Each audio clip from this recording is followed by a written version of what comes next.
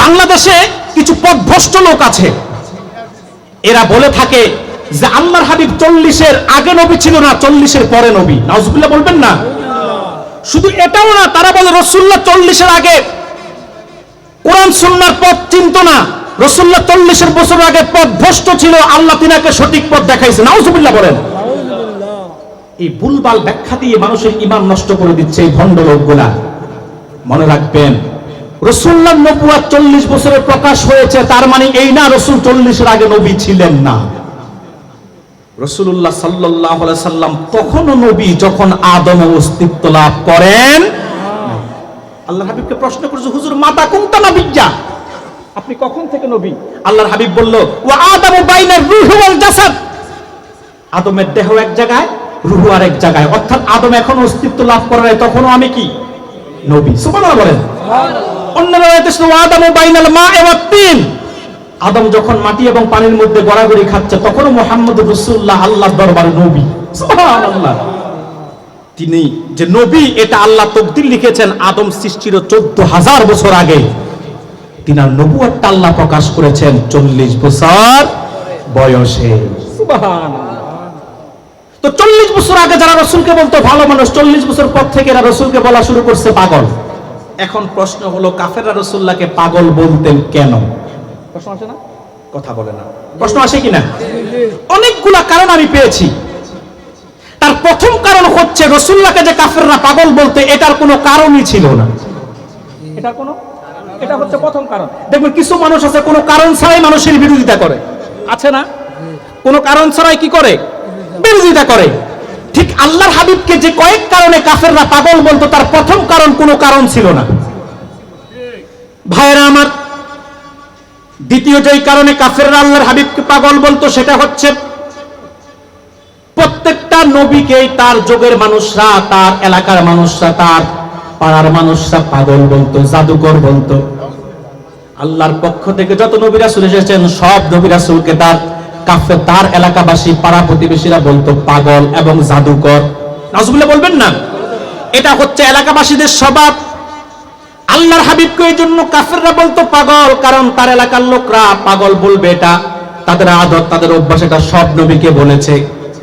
রাসূলুল্লাহকে দ্বিতীয় যেই কারণে কাফেররা বলতো পাগল সেটা হচ্ছে এলাকার লোক হিসাবে। তৃতীয় যেই কারণে কাফেররা আল্লাহর হাবিবকে পাগল বলতো সেটা হচ্ছে ১৫০০ বছর আগে রাসূলুল্লাহর উপর যখন ওহী নাযিল হতো তখন রাসূলুল্লাহর মধ্যে একটা বিদ্রূপ পরিবেশ তৈরি হতো, অবস্থা তৈরি হতো। আল্লাহর হাবিব সাল্লাল্লাহু আলাইহি সাল্লামের মধ্যে একটা ব্যতিক্রম অবস্থা তৈরি হতো।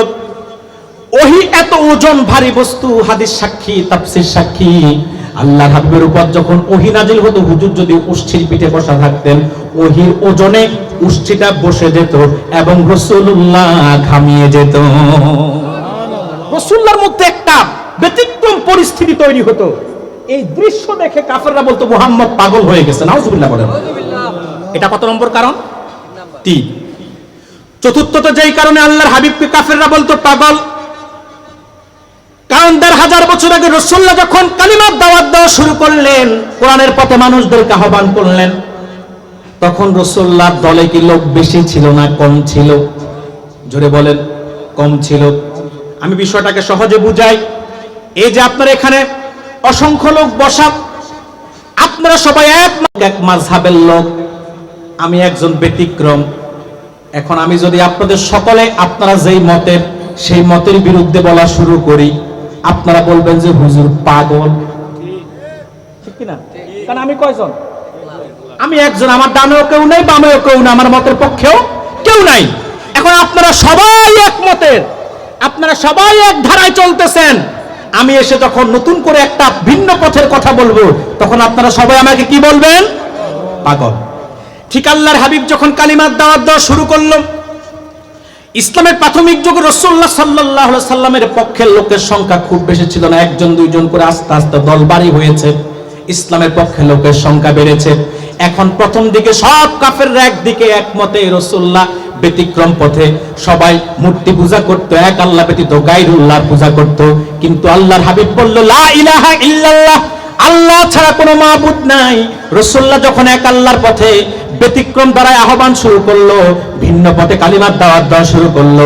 এবার সব মতের লোকগুলো ঐক্যবদ্ধ হয়ে বলল মুহাম্মদ পাগল। নাউজুবিল্লাহ বলবেন না। এটা হচ্ছে চতুর্থ কারণ।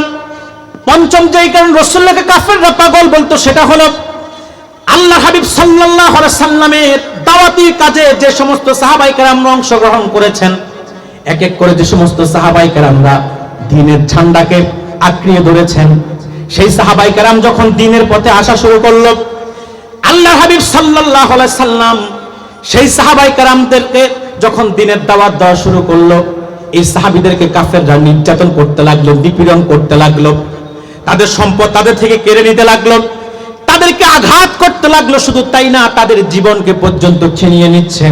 কিন্তু সাহাবায়ে কেরাম হাসি মুখে জীবন দিতে রাজি, কিন্তু রাসূলুল্লাহর নূরের কদম ছাড়তে রাজি নাই। যেখানে মানুষ সব ছাড়তে রাজি কিন্তু জীবন দিতে রাজি নাই, সেখানে যে সাহাবীরা ইসলাম গ্রহণ করে এরা মৃত্যুকে হাসি মুখে গ্রহণ করতে রাজি, তারপরে ঈমান ছাড়তে রাজি নেই। এই দৃশ্য দেখে কাফেররা বলল যে মুহাম্মদ পাগল, তার অনুসারীরাও পাগল। নাউজুবিল্লাহ বলবেন না? কারণ সাহাবায়ে কেরাম রাসূলুল্লাহকে দ্বীন গ্রহণ করার পরে এমন ভালোবেসেছেন, রাসূলুল্লাহর ভালোবাসার উপরে তারা কোনো কিছুকে প্রাধান্য দেয় না। হাসি মুখে সম্পদ ত্যাগ করছেন, হাসি মুখে জীবন দিয়ে দিয়েছেন, তারপরে ইসলাম ত্যাগ করেন না, রাসূলুল্লাহর কদম ছাড়েন না। কেমন ভালোবেসেছেন রাসূলুল্লাহকে সাহাবায়ে কেরাম, হাদিস সাক্ষী। ইসলাম গ্রহণের পূর্বে হযরত আম্মার, ইয়াসির এবং হযরত সুমাইয়া তিনজনে ছিল একই পরিবারের। ইয়াসির ছিল পিতা, সুমাইয়া ছিল মা, আর তাদের কলিজার টুকরা সন্তান ছিল হযরত আম্মার। ইয়াসিরকে কাফেররা শহীদ করেছে, সুমাইয়াকে কাবা চত্বরে শহীদ করেছে কাফেররা। সুমাইয়ার লজ্জাস্থান উলঙ্গ করে বর্ম পর্যন্ত কাফেররা প্রবেশ করিয়ে দিয়েছে, নির্যাতন করেছে সুমাইয়াকে, ঈমান থেকে দূরে সরাতে পারে না। সুমাইয়া শাহাদাত বরণ করলো। তাদের কলিজার টুকরা সন্তান আম্মারকে এবার কাবা চত্বরে কাফেররা দেহের মধ্যে আগুন ধরিয়ে দিল। আপনি আমি আগুন দেখলে বলতাম চাচা আপনা জান বাঁচা, মুহাম্মদের দ্বীন নিয়ে মুহাম্মদ থাকুক, আমি নিজের জীবন বাঁচাই। কিন্তু সাহাবায়ে কেরাম তা করেন নাই। হযরত আম্মার হাসি মুখে আগুনকে গ্রহণ করতে রাজি। আবু জাহেল আম্মারের দেহের মধ্যে কাবা চত্বরে আগুন ধরিয়ে দিল, ধাউ ধাউ করে আগুন জ্বলছে। কোন সাহাবী ভয়তে কাছে যায় না। এই খবর চলে গেল রাসূলুল্লাহর নূরের কদমে। আল্লাহর হাবিব দৌড়িয়ে আসলেন কাবা চত্বরে, দেখলেন আম্মারের দেহের মধ্যে ধাউ ধাউ করে আগুন জ্বলছে। আল্লাহর হাবিব এবার আগুনকে ধমক দিলেন, ইয়া নারু কুনি বারদাম ওয়া সালামান আলা আম্মারিন কামা কুনতি আলা ইব্রাহিম। আল্লাহর হাবিব আগুনকে ধমক দিল, আগুন তৎক্ষণাৎ ঠান্ডা হয়ে গেল। এই যে সাহাবায়ে কেরাম নির্যাতন সহ্য করলো, নিপীড়ন সহ্য করলো, তারপরে ঈমান ছাড়লো না। হযরত বেলালের কাহিনীও আপনারা জেনেছেন, শুনেছেন। উমাইয়া হযরত বেলালকে আবু বকর থেকে কিনে নিল। উমাইয়া হযরত বেলালকে কেনার পরে এত নির্যাতন, এত নিপীড়ন উমাইয়া করলো, হযরত বেলালকে আঘাতের পর আঘাত করে তার মাথার মধ্যে ভাবলা গাছের বিষাক্ত কাঁটা গেড়ে দেয়। তারপরে উমাইয়া ঈমান ছাড়ে না। কত রকমের নির্যাতন গরিব সাহাবী বেলালকে করে, কিন্তু ঈমান ছাড়তে রাজি নাই। চূড়ান্ত পর্যায়ে উমাইয়া বেলালকে মরুভূমির উত্তপ্ত বালির মধ্যে ঘোড়ার সাথে বেঁধে টানতে লাগলো। উমাইয়ার হাড্ডি থেকে গোশতগুলো আলাদা হয়ে যায়। তারপরে রাসূলুল্লাহ সাহাবী হযরত বেলালের হাড্ডি থেকে গোশতগুলো আলাদা হয়ে যায়। তারপরে রাসূলুল্লাহ সাহাবী বেলাল ঈমান ছাড়তে এক মুহূর্তের জন্য রাজি না। শুধু কি তাই, উহুদ যুদ্ধে এক মহিলা স্বামী শহীদ হয়েছে, সন্তান শহীদ হয়েছে, পিতা শহীদ হয়েছে। ভুল একটা ইনফরমেশন মহিলাটার কাছে গিয়েছে যে রাসূলুল্লাহ নাকি শহীদ হয়ে গেছে, মিথ্যা কথা। এই কথা শুনে মহিলাটা উহুদ যুদ্ধের উহুদ ময়দানের দিকে দৌড়াতে লাগলেন। সাহাবায়ে কেরাম মহিলাটাকে বলল যে তোমার পিতা তো উহুদ যুদ্ধে শহীদ হয়ে গেছে, আমি হলে পিতার জন্য কান্নাকাটি শুরু করতাম। কিন্তু মহিলাটা বলল পিতা শহীদ হয়ে গেছে, দুঃখ নাই, বলো রাসূলুল্লাহ কেমন আছে। এত আস্তে বললেন সুবহানাল্লাহ। একটু দূর যাওয়ার পরে বলল তোমার স্বামী তো উহুদ যুদ্ধে শহীদ হয়ে গেছে। বলল স্বামী শহীদ হয়ে গেছে, দুঃখ নাই, বলো রাসূলুল্লাহ কেমন আছে। আরেকটু গেল, বলল তোমার সন্তান তো শহীদ হয়ে গেছে। বলল তাতেও দুঃখ নাই, বলো রাসূলুল্লাহ কেমন আছে। এই ছিল ভালোবাসা। শুধু তাই না, এক মহিলার স্বামী এবং সন্তান শহীদ হওয়ার পরে ছোট্ট একটা বাচ্চা ছিল, রাসূলুল্লাহর কদমে গিয়ে বলে, হুজুর আমার স্বামী আর সন্তান তো শহীদ হয়ে গেছে, ছোট্ট বাচ্চাটাকে আমি যুদ্ধের জন্য হাদিয়া করে দিলাম। আল্লাহর হাবিব বলল, মহিলা তোমার ছোট্ট বাচ্চাটা তো এখন অবুঝ, সে না পারবে যুদ্ধ করতে, না পারবে যুদ্ধের তলোয়ার ধরতে, না পারবে ঢাল ধরতে, তাকে দিয়ে তো যুদ্ধের কোনো কাজে লাগবে না, কি করব তাকে দিয়ে?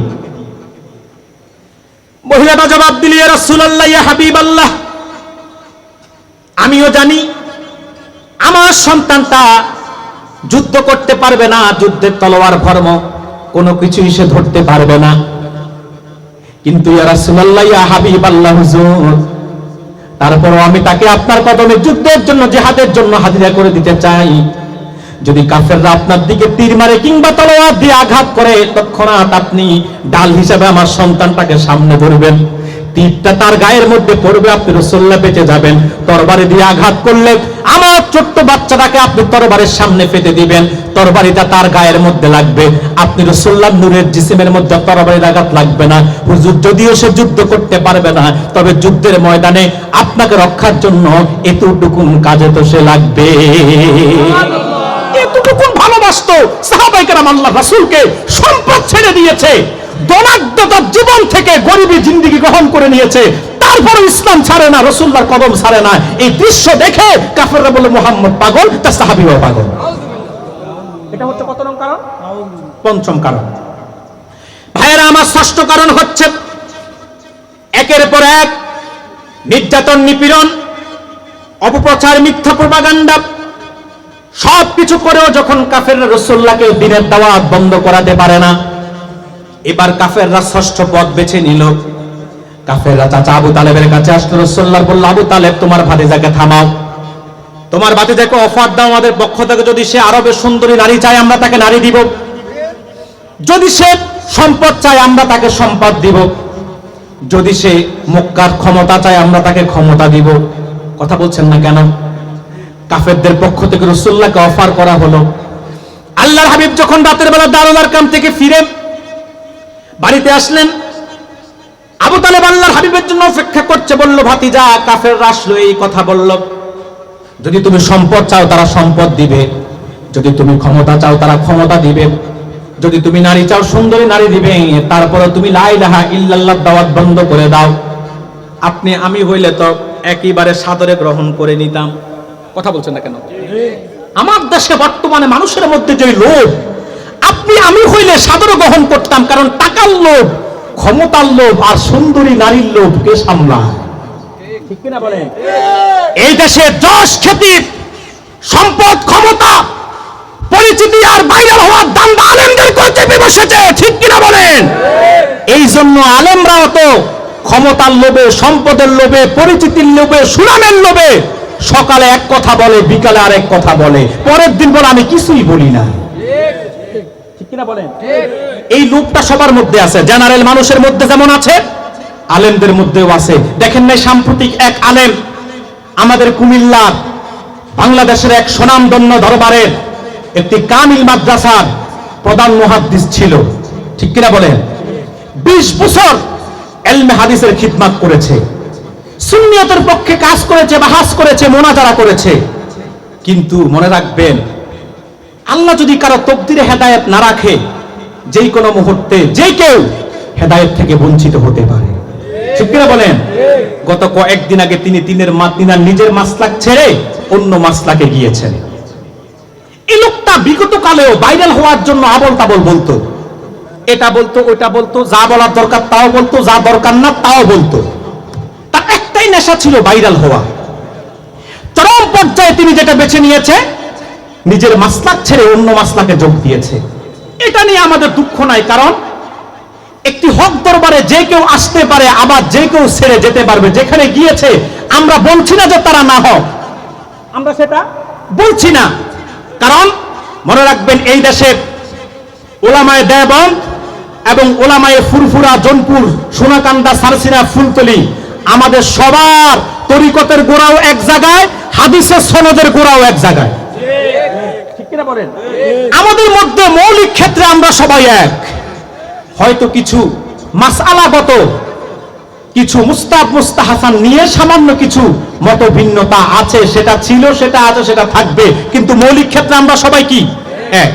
তো এই লোকটা এই ঘর ছেড়ে ওই ঘরে গিয়েছে, তা নিয়ে আমাদের মাথা ব্যথা নাই, কিন্তু যাওয়ার পরে সে যে পাগলামি করতেছে, আমি ভাবতেছি যে মানুষ পাগল হলে দড়ি দিয়া বাঁধে, দড়ি পাগল হলে বাঁধবে কি দিয়া? ঠিক কিনা বলেন? কারণ সে যেটা করতেছে এটা অনেকটা উম্মাদের মতো। ভণ্ড বেদাতি সুন্নিদের কর্মকাণ্ডকে হক্কানি দরবার সুরাকান্দার উপর চাপিয়ে দিয়ে সে মাসলাকের বিরুদ্ধে অপপ্রচারে লিপ্ত হয়েছে। ঠিক কিনা বলেন? সাবধান! আমি আমার বক্তব্যে আজকে তাসফিরের ময়দান থেকে স্পষ্ট ঘোষণা করছি, মিডিয়ার মাধ্যমে আমি তার কাছে মেসেজ দিতে চাই, তুমি কোথায় গিয়েছো সেটা নিয়ে আমাদের মাথা ব্যথা নাই, কিন্তু তোমার দ্বারা যদি আমাদের মাসলাকের বিন্দু পরিমাণ অপমান কিংবা আমাদের মাসলাকের বিন্দু পরিমাণ